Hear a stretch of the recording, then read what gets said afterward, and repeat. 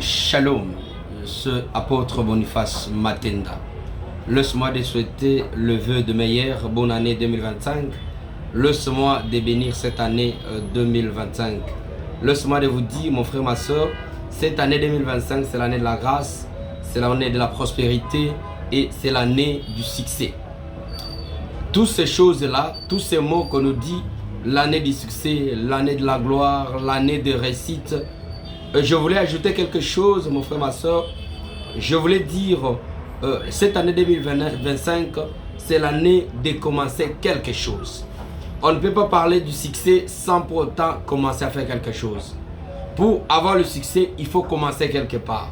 Pour vivre la gloire, il faut commencer quelque part. C'est pourquoi j'exhorte les enfants de Dieu.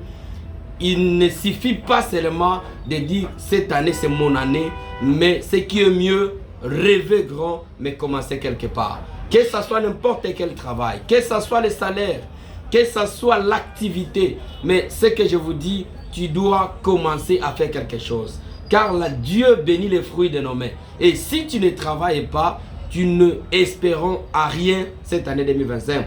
Tu risques de terminer l'année comme tu avais terminé 2024. C'est pourquoi je motive les enfants de Dieu. Je motive le serviteur de Dieu de commencer quelque part. Ne sois pas la charge pour les autres, mais plutôt que tu puisses soutenir les autres à travers votre activité. Commencez quelque chose cette année 2025 et c'est là Dieu va te bénir. Chez nous on dit l'année 2025 c'est l'année d'installation.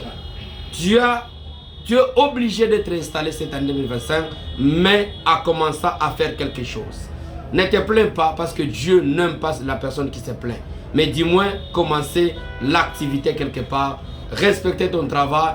Tout ce que tu vas faire cette année, fais-le très bien. Et c'est là, Dieu vous bénisse. Shalom, c'est apôtre Boniface Matenda.